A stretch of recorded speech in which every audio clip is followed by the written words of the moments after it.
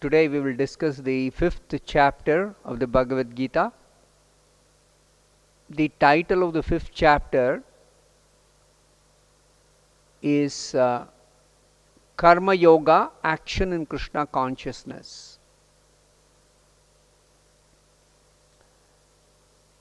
In the beginning of this chapter, Arjuna asks a question from Krishna. Just like in the 3rd chapter, Arjuna was confused. Similarly, in the 5th chapter, in the beginning, Arjuna is again confused. So, what is Arjuna's confusion?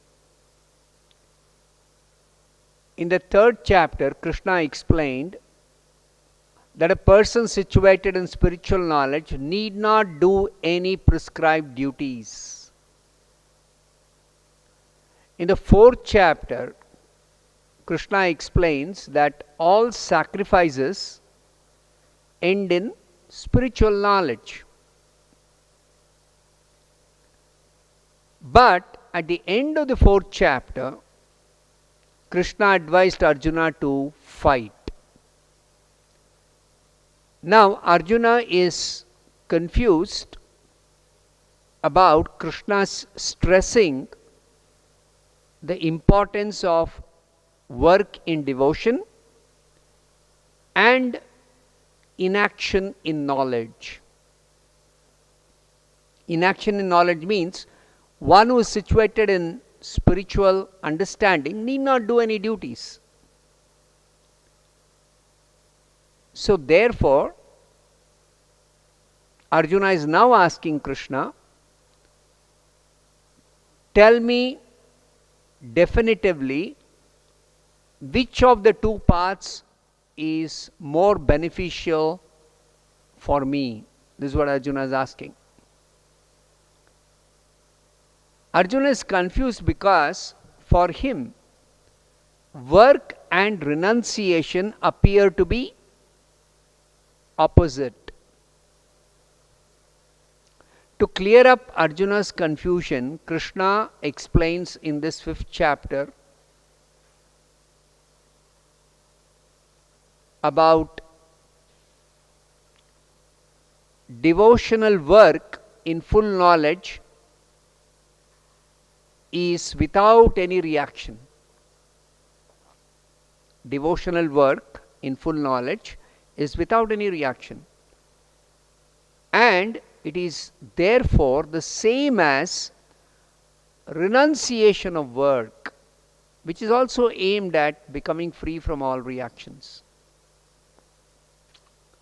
But Krishna says, of these two paths, the path of devotional work and the path of renunciation of work, of the two paths, devotional work is better.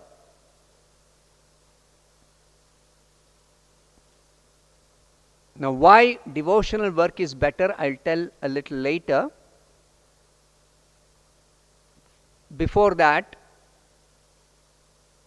Krishna explains what is the consciousness of a person who works in devotion. Such a person does not have any likes or dislikes for the results of his activities. He is always renounced as regards the result of his activity. He is free from all dualities like and dislike. And in this way, he easily overcomes bondage and is completely liberated.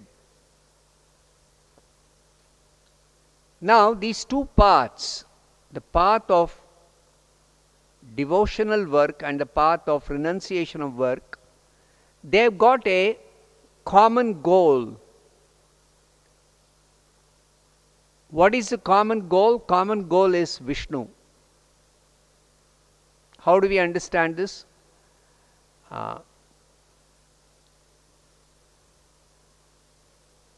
it is said that the aim of renunciation of work is to find the soul of existence.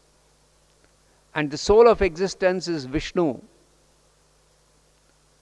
Therefore, those who renounce work find the soul of existence Vishnu, and then in perfect knowledge they engage in the service of Vishnu.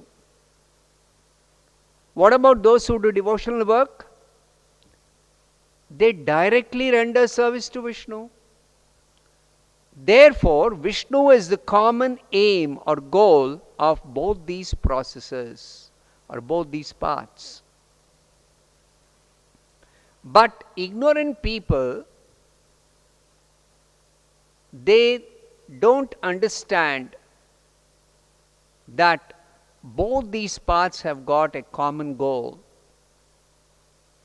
They say that the aim of devotional work is different from the aim of renunciation of work. But those who are actually having proper understanding, those who are actually learned, they say that whoever applies himself well to one of these paths can achieve the results of both.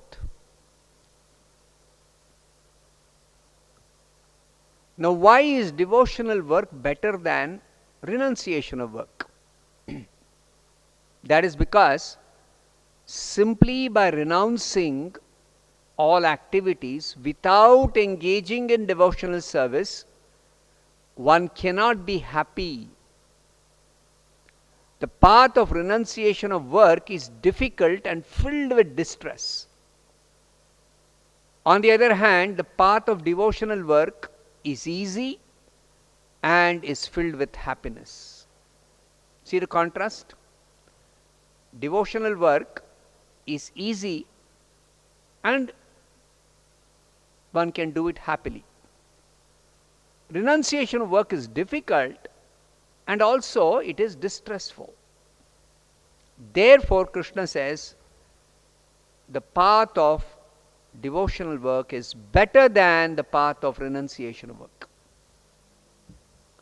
Now, the superiority of the path of devotional work is established by Krishna when he describes the characteristics of a person who is engaged in this devotional work. He says, one who works in devotion is a pure soul and he controls his mind and senses. He is dear to everyone and everyone is dear to him. Though always working, such a person is never entangled in any reactions. Further, Krishna says, a person working in devotion, although engaged in sense activities, always knows within himself that actually he is doing nothing at all. Because while he is working, he always knows that only his senses are engaged with their objects and he is aloof from them. Such a person does not want any enjoyment from his senses. That is because his senses are engaged in different activities only for the satisfaction of Krishna. That is the spirit of devotional work. Such a person performs his duty without attachment and surrenders the result of his work to Krishna. Now, this theme of surrendering the result of one's work to Krishna is there throughout the Bhagavad Gita. Even in the last chapter, in the 18th chapter also, Krishna will describe this. One should surrender the results of his work to Krishna. Because if one works in this way, then he is unaffected by any sinful reaction. As the lotus leaf, though remaining in water, is untouched by water. This is a special characteristic of a lotus leaf. If you have seen, water cannot remain on a lotus leaf.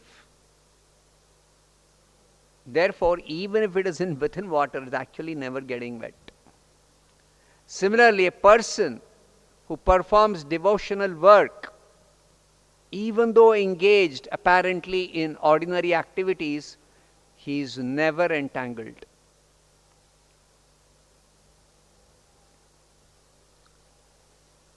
Those who work in devotion, they act with their body, mind, intelligence and senses without any attachment, only for the purpose of purification.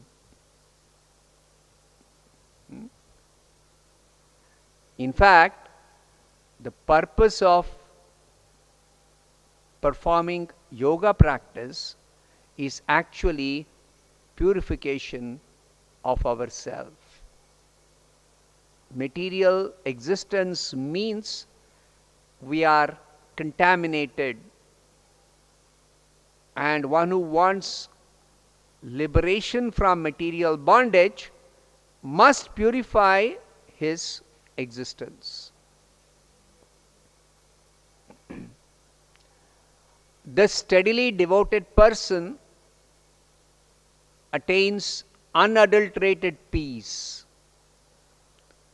because he offers the result of all activities to Krishna.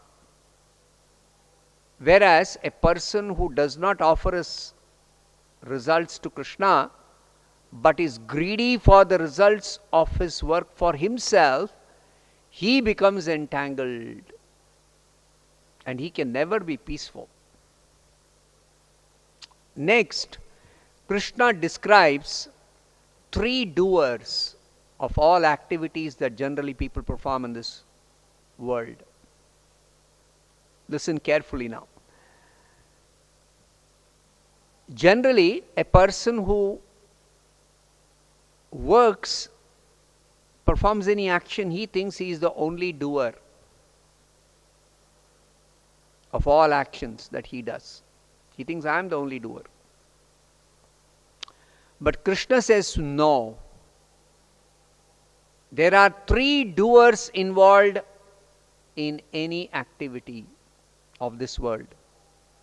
Who are the three doers? The first doer is the person who desires to do something. The second doer is the super soul. The super soul is sitting in everybody's heart. So that super soul, who is the Supreme Lord himself, Krishna, he is the second doer. The third doer is material nature, Prakriti, material nature.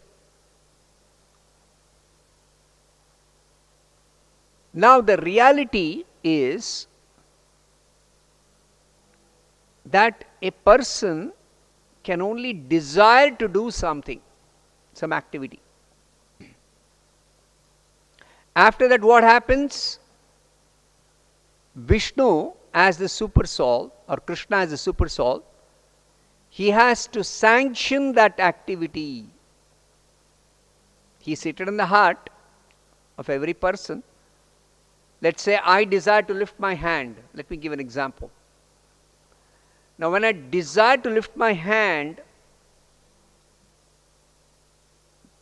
Krishna in my heart has to sanction that, yes, you may lift your hand. And then what happens? After I desire, Krishna sanctions, material nature actually does the real work of lifting the hand. But due to false ego, ahankara, I think that I am lifting my hand. Whenever I desire to lift my hand, I lift my hand. But you all know, supposing a person has got a paralytic stroke, when he desires to lift his hand, can he lift his hand? He cannot.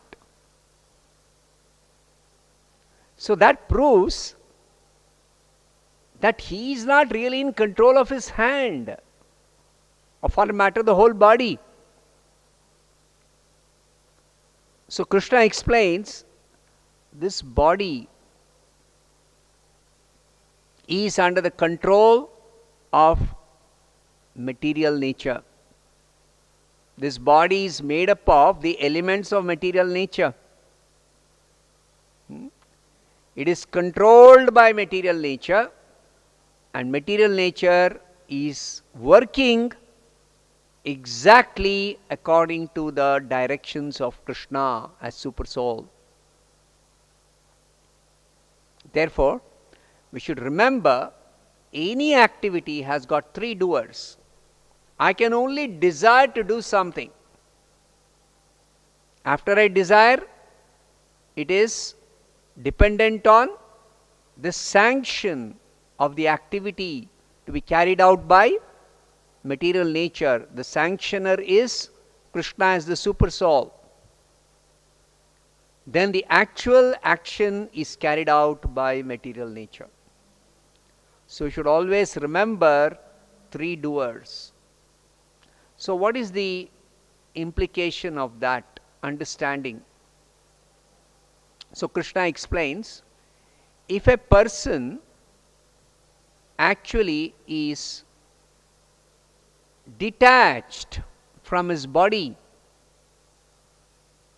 then whatever the activities of the body, whatever the result of the actions of the body, the actions and reactions of the body,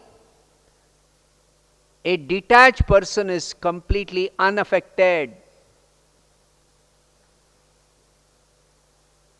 Whereas a person who is in ignorance has to suffer the reactions of the body. So Krishna says, one should be detached from the body and the bodily actions and reactions. That way, you don't have to suffer due to this body. Next, Krishna describes how do people who perform devotional work progress on this path to get complete liberation. This is the definite path, the best path for attaining complete liberation from material bondage. But how does a person progress on the path of liberation? That he explains. He says, when one's intelligence, mind, faith and refuge are all fixed in Krishna, or in other words, when one is fully Krishna conscious, such a person becomes cleansed of all contamination within the heart through attaining complete perfect knowledge. Then such a person makes steady progress on the path of liberation.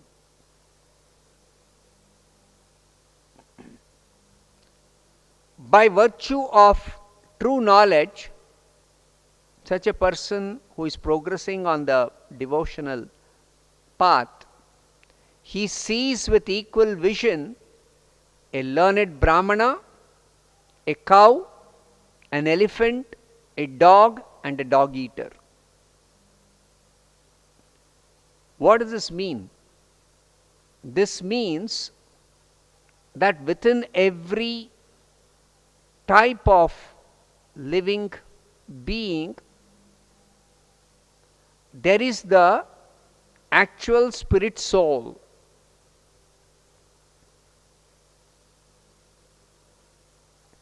And the person who is having this true knowledge, he sees the spirit soul. He does not see the body. That means he does not recognize the differences in the body, external body. He understands that every living being is ultimately spirit soul, and the Supreme Lord Krishna is seated in the heart of every living being as Paramatma, equally, without any distinction. It is not that Krishna is seated as Paramatma only in the heart of humans. No. He is seated in the heart of humans, he is seated in the heart of animals, he is seated in the heart of insects. Every living being, Krishna is seated as Paramatma, Super Soul, in their heart. So this is recognized by a person who is situated in true knowledge, who is having proper understanding. Such equanimity of mind is a sign of self-realization. And because of this, such a person is already liberated. He will not take his birth again in this world, but will go to the spiritual world. This is guaranteed. Further symptoms of the self-realized person are given by Krishna. He does not rejoice upon achieving something pleasant, nor does he lament upon obtaining something unpleasant. See, our material existence is such that sometimes there is some pleasant result of some work, and sometimes there is some unpleasant result. So a person who is self-realized does not bother about good or bad results, pleasant or unpleasant experiences. He does not care. He does not mistake the body to be the real self. He fully understands that I am not the body, I am soul, I am spirit soul. He knows the complete science of God. He perfectly understands who is God. That means he never makes the mistake of thinking that the spirit soul is the same as God. Always, perfect understanding means I am not God, neither I can become God. I am always a tiny part of God. God or Krishna is always the complete whole. And I am always, eternally, a very, very, very tiny, insignificant part of Krishna as spirit soul. So this relationship between every person and Krishna is that the relationship is like that between part and whole. The part never can become the whole. Part can never become the whole. So therefore, this understanding, perfect understanding of every person being a tiny, insignificant part of the Supreme Lord Krishna, who is the complete whole. This understanding is there for a person who is having perfect knowledge and consequently is self-realized. Such a liberated person is not attracted to sense pleasure. Generally we know people, ordinary people, they always want some pleasure from the senses. They want to enjoy eating something very palatable, or they want to see something beautiful, or they want to smell something very fragrant, or they want to hear something very pleasing for their ears, some praise or some nice music or some nice sweet words. But a liberated person knows that this is not real happiness. This is not worthwhile. Why this is not worthwhile will be explained in a later verse by Krishna. But here he just mentions this, that a liberated person is not attracted to sense pleasure, but is always in trance. And he enjoys the pleasure within. In this way, the self-realized person enjoys unlimited happiness. This is in contrast to the happiness one gets from sense pleasure, which is very, very little. It is momentary. It is flickering. Whereas the pleasure within is unlimited. A self-realized person does not take part in the sources of misery which are due to contact with the sense objects. See, sense pleasure is basically senses coming in contact with the sense objects. Such pleasures, sense pleasures, have a beginning and an end. And therefore the wise man never takes delight in them. This is the reason why Krishna explains a self-realized soul does not take sense pleasure very seriously.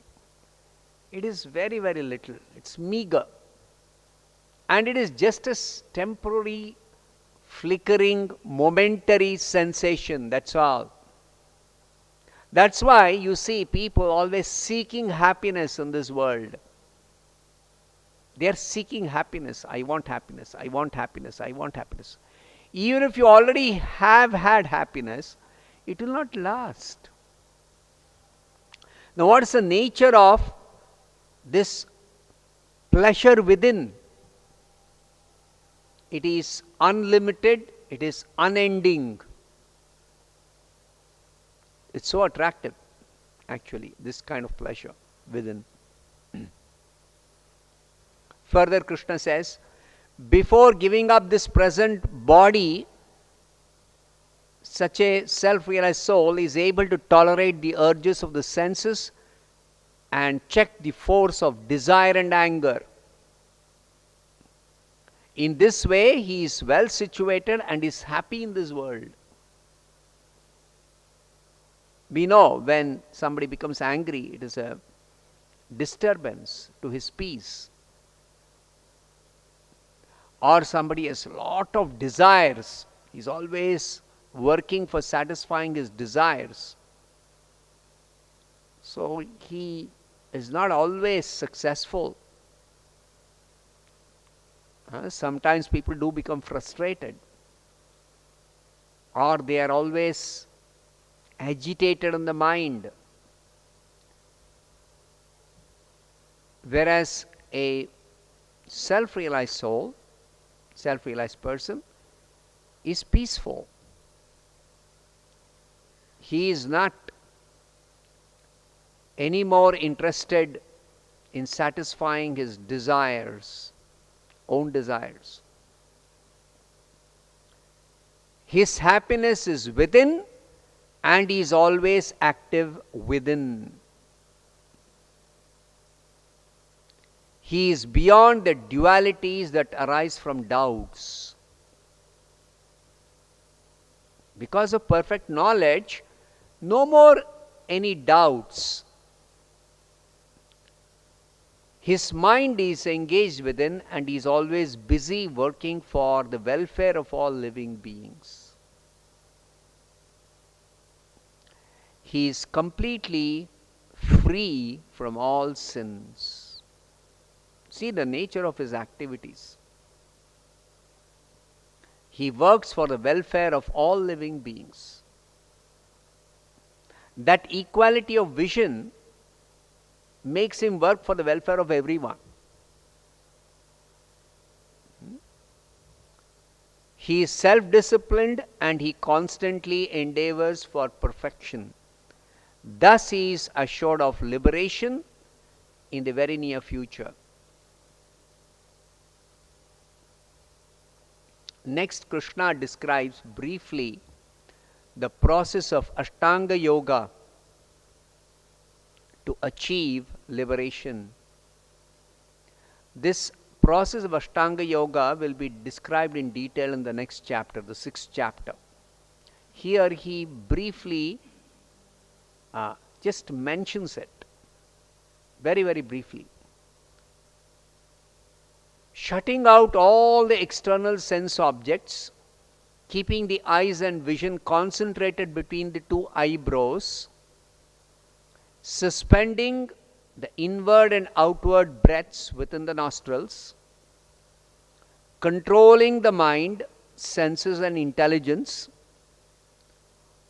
The spiritualist who aims at liberation becomes free from desire, fear and anger. Being situated always in this state, he is certainly liberated. You get an idea? It's so difficult, this process of Ashtanga Yoga. Krishna will describe this in detail in the next chapter. He's just ending this chapter by briefly describing this process. Krishna concludes this chapter by describing how one can attain perfect peace from all material miseries. This is the last verse of this chapter. Krishna says one should know 3 things to attain this perfect peace. What are the 3 things? First one is that Krishna is the ultimate beneficiary of all sacrifices and austerities.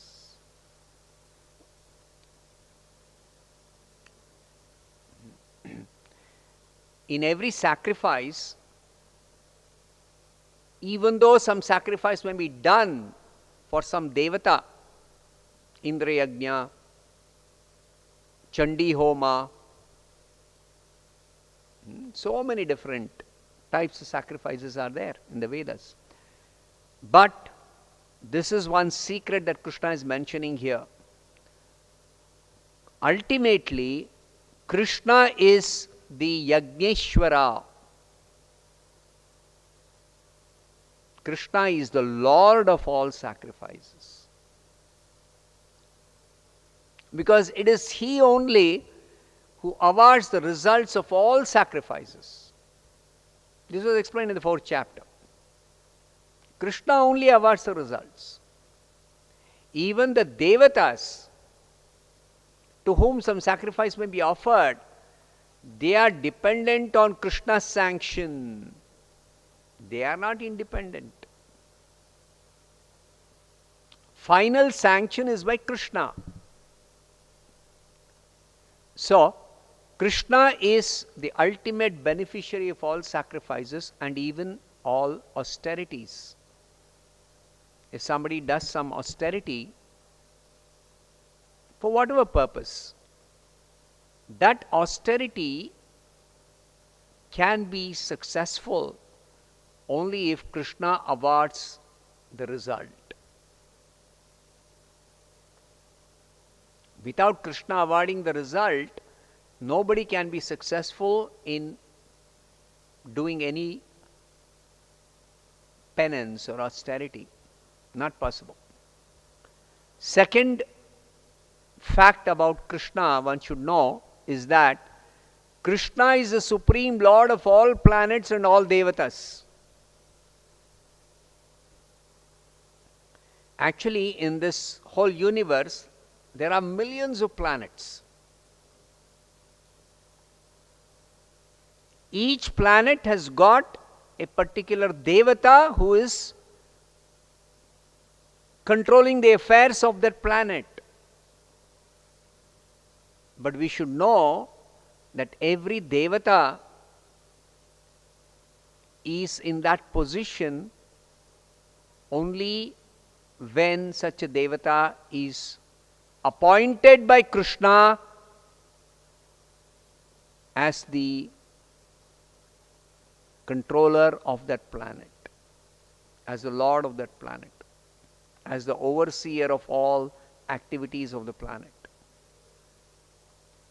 Surya Deva, Chandra Deva, Vayu Deva, Agni Deva, Varuna, Indra, every devata is actually appointed by Krishna. Krishna is above all the devatas. Therefore, Krishna is the supreme lord of all planets and all devatas. Second fact. The third fact is Krishna is the benefactor and the well-wisher of every living being in this entire universe. Krishna is the topmost well-wisher.